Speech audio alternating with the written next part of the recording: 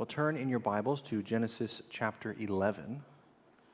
Genesis chapter 11, and we're just going to be going through the first 9 verses.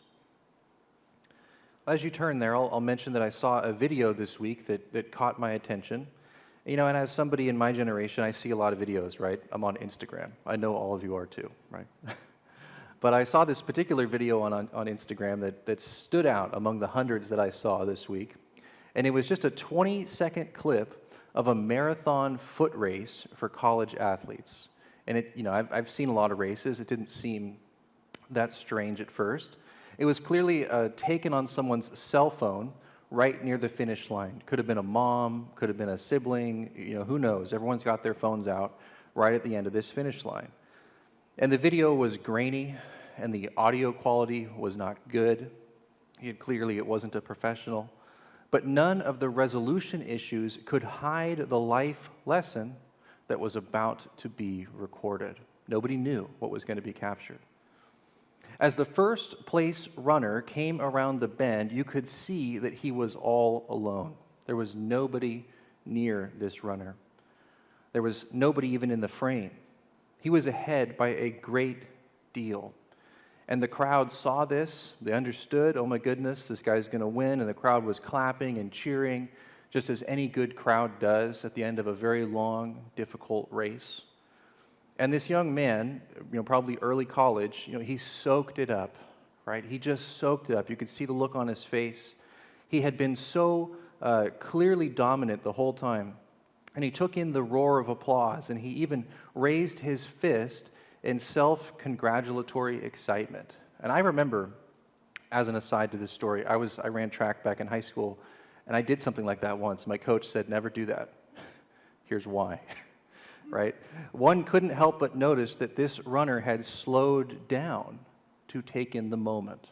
Right? That's what he did. He slowed down to take in the moment. And why wouldn't he? He had come so far. He had run so well. He'd been so clearly dominant as to finish in first place by many seconds. If not, he probably felt minutes.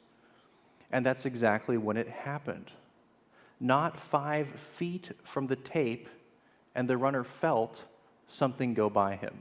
He was actually looking this way, I think at his family, and the tape was like there, and he felt something go by him. He turned his head away from the crowd just in time to see the back of another jersey run through the finish line. And the crowd was just shocked. Everything just goes quiet. The runner goes quiet as he starts to walk through the finish line. And so it was one moment of self-exaltation.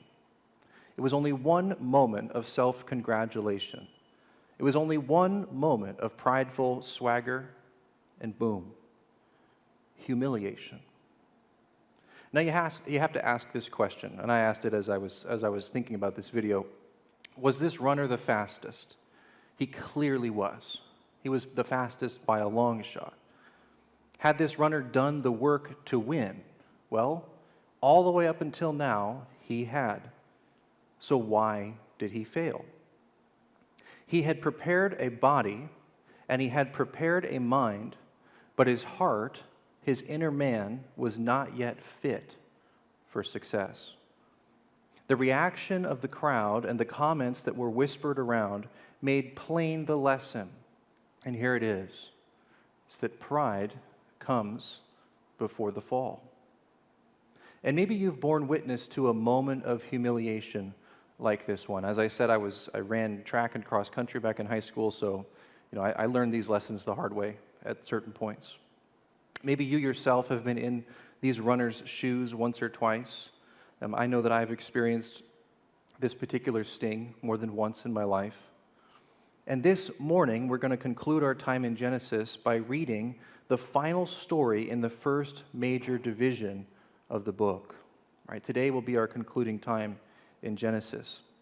Because Genesis 11, 1-9, it contains the short account of the Tower of Babel. This is a very familiar passage to most of us. But this simple scene, it brings together all the themes of the last 11 chapters of Genesis, and it graphically, just like this image of this race, recapitulates them around an overwhelming summative fact. And it's that pride exalts the self, but humility comes from God's action, because God humiliates the proud. First, we're going to see how easy it is to begin building monuments to self. The Tower of Babel is a monument to self, and we're going to talk about the different layers that are built up in the construction of this tower. Next, we're going to see how these monuments to self are always met with sovereign humiliation. It's just a law of God's universe that God will respond. And finally, we're going to look in the mirror together, and we're going to ask ourselves as we come to the end of this section of Genesis, what would it take for us to pull down our own pride, to address the monuments of self that we have been building? Genesis 11, 1-9. Now the whole earth had one language and the same words. And as people migrated from the east, they found a plain in the land of Shinar and settled there. And they said to one another, "Come, let us make bricks and burn them thoroughly." And they had brick for stone and bitumen for mortar. Then they said, "Come, let us build ourselves a city and a tower with its top in the heavens. And let us make a name for ourselves, lest we be dispersed over the face of the whole earth." And the Lord came down to see the city and the tower, which the children of man had built. And the Lord said, "Behold, they are one people, and they have all one language, and this is only the beginning of what they will do. And nothing that they propose to do will now be impossible for them. Come, let us go down there and confuse their language, so that they may not understand one another's speech." So the Lord dispersed them from there over the face of all the earth, and they left off building the city. Therefore its name was called Babel, because there the Lord confused the language of all the earth. And from there the Lord dispersed them over the face of all the earth. Now, I was so excited to get to this particular passage just because even before having studied it in depth, I knew that there's so much packed in just to these 9 verses, that there's so much going on symbolically with everything that's been happening in Genesis up until this point. And also, I was excited because I know that this is an image that many people in our culture can still get. They can still understand the Tower of Babel. It's maybe one of the last remaining biblical images that you'll think about. Because of all the images of the Bible, the Tower of Babel is one that many people in our culture would still recognize. It stands out in the mind as a classic image of something, and it's of human pride and of wickedness. And it's this: we aren't going to dispel that idea today. In many ways, that reading is correct, and it can be applied readily to much of the activity that we observe in the world. We're not going to dispel that today. That's a starting point. And yet, this morning, as we come to Genesis 11, 1-9, after we've marched here over the course of several months, right, I want us to focus on the way in which this story is that recapitulation, that is that summary of all that's already been said in Genesis up until now. I want us to see how the Tower of Babel and the circumstances of its construction are connected to the themes all throughout these stories that we've been reading.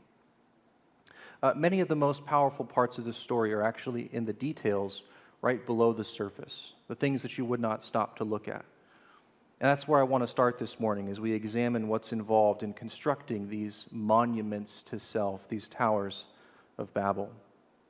Of these 9 verses that make up the story, the first 4 set up the action and the attitude of mankind. If you were going to graph this out as a good Bible student, the first 4 verses go together, then things turn on verse 5, and then 6-9 are the response.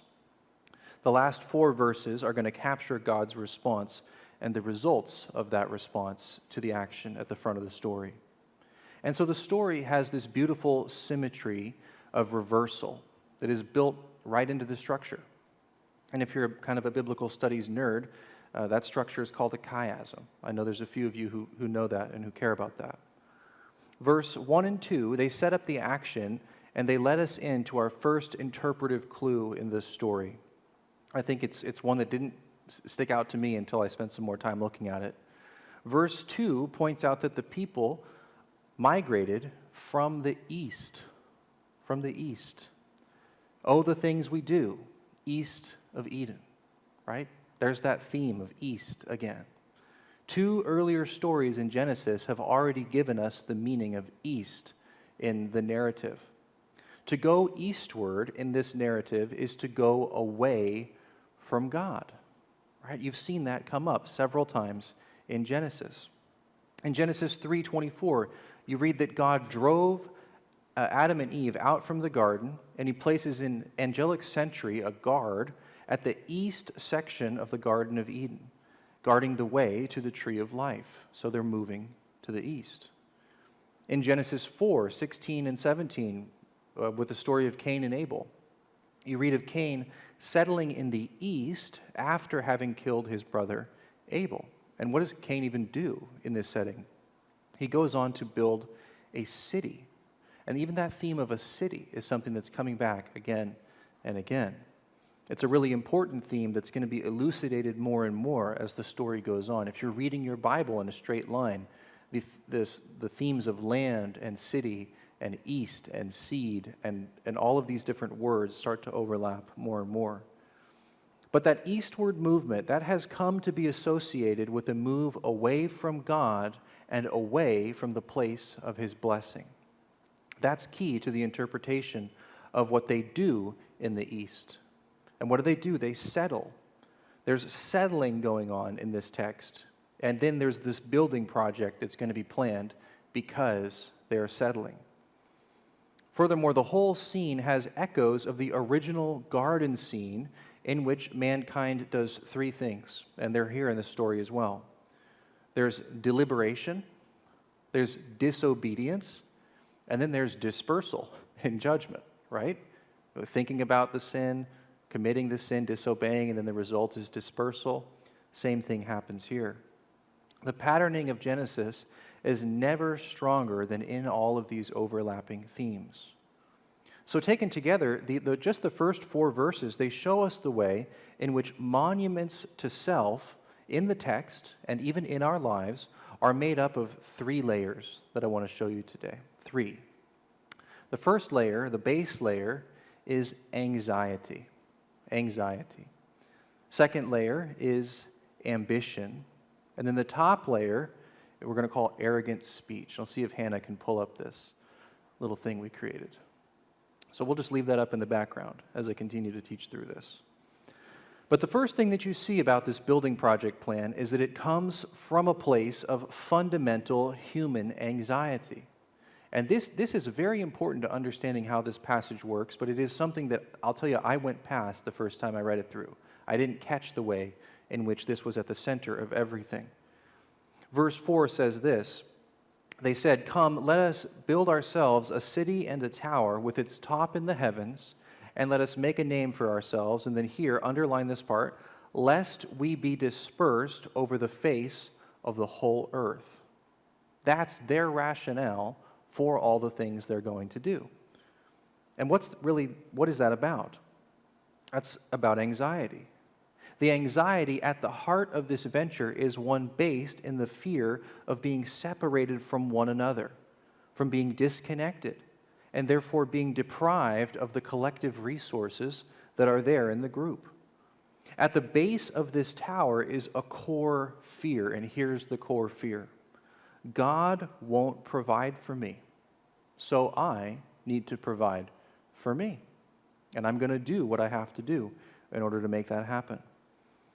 And the people of the earth, they think on this prospect of being dispersed, of filling the whole world, being far apart from one another, and being therefore dependent upon the land, dependent upon God's willingness to bless them and care for them through the land, which is what they'd have to do if they're going to go fill the whole earth, right, from 9:1.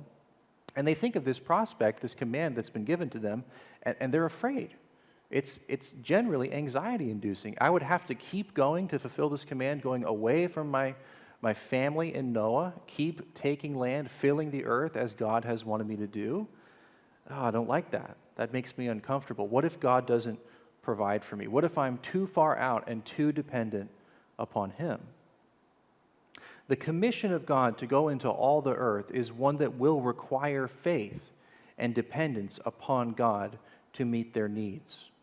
It's a commission and a calling that they are quick to disobey.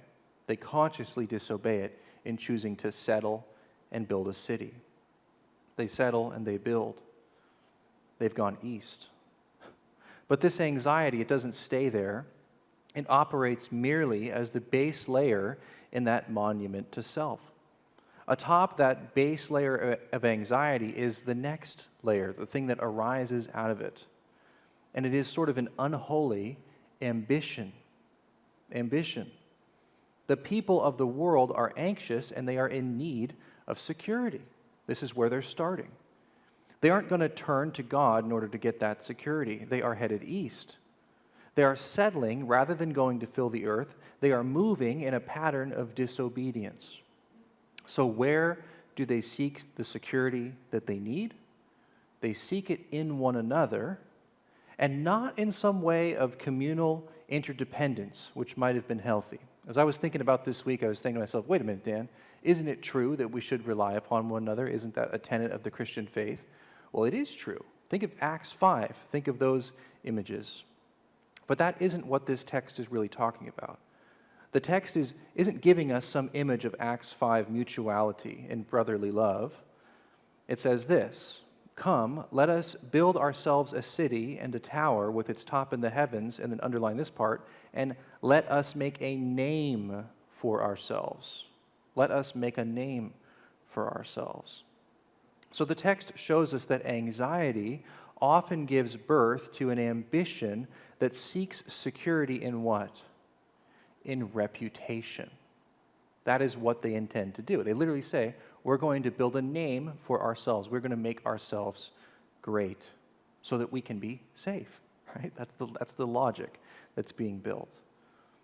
And isn't that such an observable pattern? It's the insecurities beneath the surface that so often drive us toward puffing ourselves up in pride. As soon as I saw this layer to the text, I knew that it was true because it's true in my life. Right? Maybe it's true in your life. Maybe you do know the relationship between your fundamental anxieties about God not providing and your insecurities and the kinds of things that you do to compensate. Maybe you know the plumb line between those things. Anxiety gives birth to ambition that seeks security in reputation, in pride, in the building up of self. And I was thinking about this, and if ever there was a world just constructed on this neurosis, it is our world, right? The nervous striving is everywhere today. We celebrate it. We talk as if it's normal. I was just thinking about this and thinking of examples. Sometimes I see things related to quote-unquote hustle culture, right? My Instagram feed knows that I'm a 30-year-old man in the prime of my working career, so they know the kind of videos to send me, right? Right after this marathon video was one about how I had to, work 100 hours a week and sleep 2 hours a day and invest all my money and live off of nothing and just build some empire, right? Hustle culture, that sense of I'm having to justify myself to the world by way of working harder and building a reputation for myself, by building the monument to myself. But that's just in my own sphere. But you see it in the academic world, among elite students and professors vying for reputation. I was reminded of this just this week as I was thinking about Emma and her graduation and how she did so well academically. And I remember what it was like to be in those environments where you would experience even your academic success as part of a way to justify yourself. It's a different environment, but similar in many different ways. You see it in the social media landscape that's all about managing reputation in the eyes of others. I wrote here just Twitter, ... About a month ago, I decided to get off Twitter for a period of time just to collect myself. And I will tell you that in the month that I've been off of Twitter, which is this social media platform that it takes everything from you, I feel a lot better and I feel a lot more at peace in my home, in my life, in my role. I think largely because I'm not constantly being put in contact with the reputation of others and being told to manage my own. And so that anxiety isn't gaining as much traction as it used to. But it's normal. In our world, it's normal. And where does all that anxiety and all of that ambition lead? What's at the top layer of the monument of self? Well, it is arrogant speech. It actually comes out of our mouths. We read how the people of the world spoke to one another and boasted in their superior building technology and what it would make them capable of accomplishing. There's a reason that these details are in the text. Come, let us make bricks and burn them thoroughly. And they had brick for stone and bitumen for mortar. Then they said, come, let us build ourselves a city and a tower, where? With its top in the heavens. Right? That's how they view this tower, getting them up to God. Now this detail, it communicates afresh a theme that we have seen before. I think of back when we were thinking of Cain and Abel, this theme of technology. That technology can become a site of misaligned worship. It can be. It's very, very simple to make that happen. A worship of technology that deceives the human heart about what is possible. Usually technology is the way that we redirect our hope into some technological advance rather than into God. With the use of this technology, we could reach heaven on our own. And it's a false confidence. It's not true then, and it isn't true now. It's arrogant speech, and it shows up not only in the words spoken, but in the actions and the attitudes which then flow from that world of false words. Imagine just how deeply accessible and real the idea of building a tower that was going to get you up into the heavens would be if you actually took the time in the ancient world to build the thing. Think of how powerful that belief would be, in a world prior to having, cat tractors, that you would build one of these towers. It means that there was great confidence in this belief, that this tower was the way to what is possible. Mankind, in our pride, projects the idea of self-sufficiency to one another. We don't just tell ourselves, I tell you, you tell me. We move it forward in this way. This idea of self-sufficiency to one another sounds like this. Look at these bricks. Look at this money. Look at this technology. This is the power that I need. This is the power that you need. This is what we need to remake the world. And what's born in the heart passes through the gate of the mouth and into the world as actions and attitudes. It happens in this text, and it happens in our lives. So as Christians, the temptation toward pride, it starts in our fears at the base of this tower. It feeds into our ambitions as a rationale. And then ultimately, if we're not careful, it pollutes the world with arrogant words and actions. We're all tempted toward building monuments to self as a way of securing our own reputation. And all this because we are seeking security in other people rather than in God. So like a runner who's slowed down to bask in the false confidence of his own pride, right? What happens next in this story is not at all on the radar for these ancient people. They don't see this coming. And there are many times in my life that I did not see this next bit coming until it was too late. Maybe you too. Verse 5 is the turning point in the whole story. If you're reading this as a comic, this is sort of the exaggerated part that sticks out that's really funny. 5, and the Lord came down to see the city and the tower, which the children of man had built. All the best efforts in the world, all the best efforts of united language, all the best efforts in power and pride and in accomplishment, all that. And the Lord stands up, looks down, way down there, like on ants, and he decides that he wants to take a closer look. He can't even quite see what those people are doing down there, but they're doing something, and it's gotten his attention. I was cleaning up my kitchen the other day, and I pulled like a bowl away, and I saw some ants, and I just stopped for a second, wiped them up, and threw them away. The scale of distance between what the ants thought they were doing in that moment and what I saw and decided to do is part of what's happening textually here. You're supposed to see the vast difference between what these people think that they're doing versus what's actually real from God's perspective. Are we getting the picture there? Psalm 2, I'll read it to you, says this: "Why do the nations rage and the peoples plot in vain?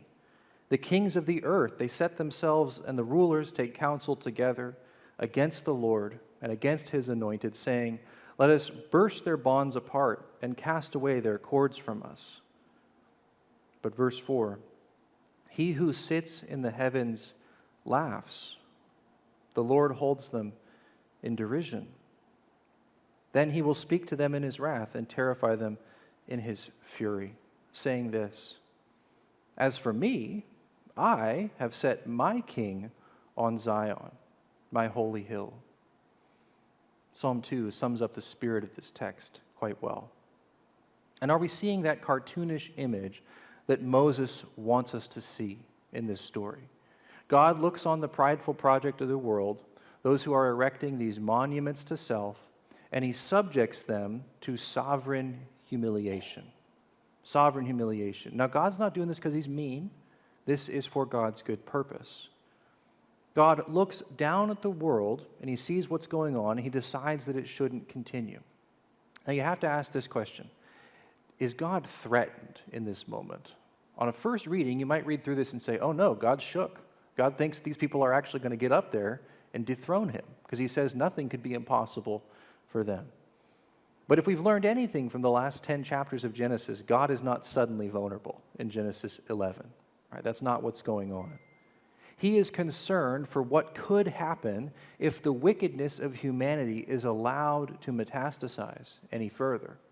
Because this is a God who remembers the world before the flood. He says nothing will be impossible for them.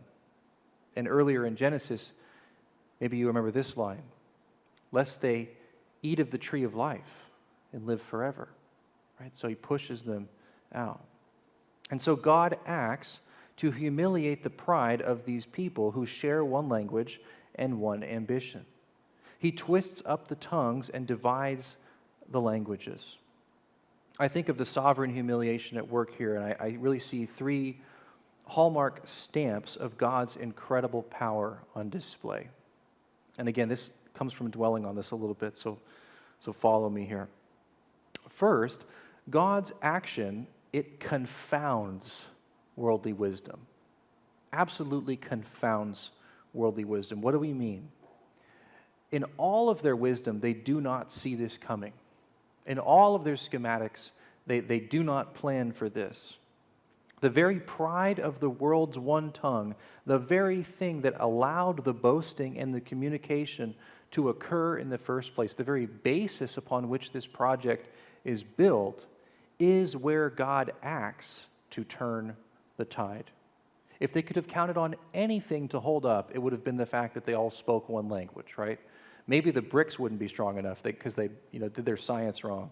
Or maybe somebody miscalculated and the tower fell over, right? All the things you might expect to happen to get in the way, maybe those things happen. You would not expect that suddenly you would not be able to communicate with the person working with you on the job. They do not see it coming. And how could they have ever seen this coming? And the point is that we never do. You ever notice this? When God actually acts in your life, maybe in a corrective manner, do you really see it coming in specifics in terms of exactly how he does that? Or don't you always say to yourself, isn't that just the darndest thing?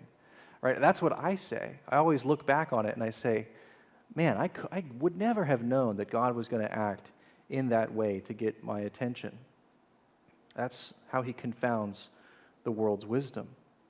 But second, God confuses the plans of the proud. He confuses the plans of the proud. So first of all, they don't see it coming, but now they don't even really see it happening even as it is happening. You don't see a fireball come from heaven, do you? Right? You would know for sure that was God. You don't see a conquering army coming down the hill. You don't see locusts and frogs, as God will act in the future. But you see the breakdown of a plan that was born in pride rather than in prayer. This whole plan is based in pride rather than in prayer, and it just breaks down like any old plan. It just falls apart in some strange way. And I had to ask myself this question and ask it to you. Have you ever been involved in something that just wasn't getting off the ground? Like no matter how hard you tried, no matter what you applied to it, something that was being carried on in just the wrong way? You got to open yourself to the idea that maybe God stopped it for some reason that was his own reason. The Bible teaches that that happens. I'll give you an example of this. Just this week, I got a call from an old friend who I went to school with back in Dallas, and he's a pastor of a church, and he had a question about whether he should accept this opportunity to go plant this church. But he said, hey, as much as this seems like a good idea and I want to do it, there are things that just seem off about the whole situation, and I don't really know what to do. But I don't really know what, let's pray through it, let's think. And as soon as he moved forward to try to learn more about the situation, it just fell apart. And he called me back and said, it came apart on its own. God just did something to it. I don't know what happened, but for whatever reason, it just came apart. Something seemed off, and indeed it was. It didn't get off the ground. The very plans of the proud can sometimes be confused. And third is this: God confuses and constrains the wickedness of the world. He confuses and constrains the wickedness of the world. The proud cannot overcome it. So the proud don't see it coming, they don't even understand it when it's happening, and then they can't overcome it. Sure enough, that's what happens in this text as well. Once God acts to scramble the language, the rest is history. Man does not overcome the action of God. The people leave their prideful project and they disperse, right? Isn't that exactly the thing they didn't want to happen? That's exactly the opposite of what they were hoping would be the case. Precisely the thing that they were worried might happen is what happens in an unavoidable way. And so here's the lesson of 1 to 9. Choosing to avoid the command of God does not mean that the consequences won't find us. But in fact, they must. Pride would blind us to this fact, but humility keeps the fear of the Lord at front of mind. As Christians, we must remember that only the fear of the Lord keeps us from the blindness and from the confusion of pride. The proud are often the last to know how bad it has become. God is working for the humiliation of those who exalt themselves, even before they know what's happening or how it will happen. So we've seen how monuments to self are built. We've seen the foundation of anxiety being disconnected from resources, stacked with ambition, centered in reputation, and finally acted out in arrogant speech, and that all gets the attention of a holy God. And what does God do when he sees this? He doesn't smash it like a pile of ants, but he works to constrain the wickedness, to redirect it so that the seed can continue to grow. We saw how God moved in this act of sovereign humiliation to address the tower of human pride that was once again, not very long after Noah, threatening to calcify the world into its posture of wickedness. And God acts in love to confound, to confuse, and to constrain those wicked plans of the proud. And thank goodness, right? I think about this, and it's a strange place to end in Genesis because it kind of ends on this downward note. But if you read the next couple of chapters, which I encourage you to do, eventually we'll return and pick up where we left off and teach through. But what you see is really going on is that God's about to call Abraham. So Noah and the plan for the Noahic people to go in 9:1, go and fill the earth, go do the thing I want you to do. They don't do it. They choose to make Babel instead. So God has to act and stop them from getting things stuck in the cul-de-sac of Babel. He disperses them, gives them a chance. Go back out there. You got different languages now, so you can't build even if you want to. You've got to go into all the world. That's what the Table of Nations was about in Genesis 10. But you feel kind of like, man, are we ever going to get to the blessing? We've got the creation, but where's the blessing? But all along, you have this subplot of the fact that the seed is moving forward, and Abraham is going to be called out of this people group, and the nation of Israel is going to be founded, and we know that Israel will lead to Christ. So God's working behind the scenes. But in this text, there is a word to us. Genesis 11, 1-9 says something to us, and even all of 11, or all of 1 to 11. And I think it says this. It says, in one loud shout, pull down our pride. Pull it down. And I was thinking of how do you pull down pride? Well, obviously, we can't do it on our own. The Spirit of God is the one working within our hearts to reveal to us the ways in which we need change, and even to make that change happen. We don't have the strength in and of ourselves to do it. But I think there are two things that we can apply by way of our attention that will help us to move forward in this way, in pulling down our pride. I'm only going to give you just these two. One focuses on what's internal, and one focuses on what's external. So an inside and an outside view. Internally, think of this idea of awareness. Awareness. And here's the question. What tower am I building to make my name? And just assume you are building one. These exercises always work better if you grant them and see what they yield. What tower am I building to make my name? What fear of mine is underwriting and driving that building project? What is the anxiety at its base? If we're going to participate in the leading of the Spirit as our pride is pulled down, it will look like a growth in awareness in these areas. But there's also an external component. This is about how we behave in the world, the choices that we make. And I believe that pulling down our pride in our day and age, specifically, looks like a growing commitment to anonymity. Anonymity, what do we mean? I had to ask this question this week. What good am I doing that only God sees? That only God sees. Now, as people who are good Christians, people coming to church, people serving in church, people living in the world the way that the Spirit's leading us to live, we by God's grace, are doing good things. But for most of those things, they're relatively public. We see each other doing them. We talk about doing them. We're not hiding them, and that's part of witnessing in the world. But there is this other component as well, this place where humility is fostered. And it's about the good that I am doing that only God sees. What's the way in which I'm giving in the world that only God knows about? Where I could not possibly have an opportunity for pride because nobody knows about it to reward me. And I think there's a question within that, and this is what I had to ask myself. Am I willing to choose righteousness over reputation? Over reputation, because it usually comes to me as a choice. You can do this right thing, this thing that God wants you to do, but you can also get some points for it if you do it publicly. There's a group of people who will be happy that you did that, and they'll want to know, and they'll pat you on the back, and they'll say, good job, and that can be your reward, God says. God says, I hope you enjoyed it. That's the reward you get, right? That's New Testament, we'll get there, but that's the point, right? There's a choice even within our choices of anonymity in the world. What am I doing that only God can see? And am I willing to choose righteousness over the building of my own reputation? Because as we've seen in Genesis now, the race is not to the swift and it's not to the strong, but it is to the heart submitted and reliant upon God rather than pride and reputation. It is God who makes a name for us.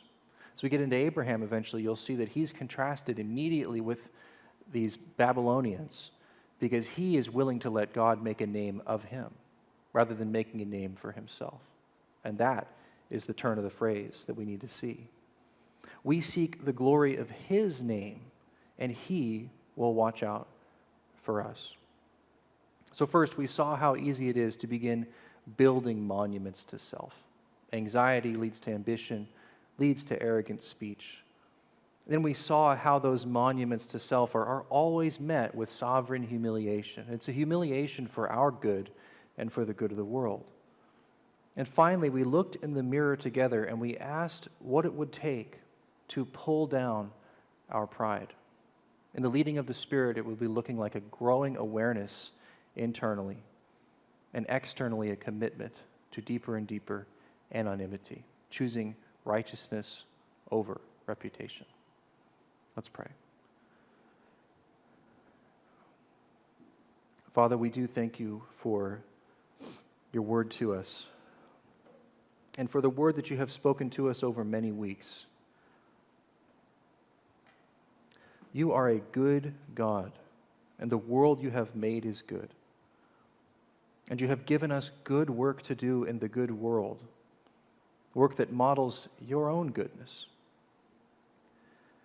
Lord, I pray that as we think on the lessons of your text, the points of your story, that we would continually choose the fear of you rather than the building up of our own reputation. That we would continue to choose intimacy and reliance upon you and trust in you, rather than a scrambled attempt to secure our own resources. Lord, help us to hope in your ability and desire to provide, rather than our own solutions cobbled together in haste and foolishness. For we know that you love us and that you guide us still. Would you be with us this week to this end? In Jesus' name, amen.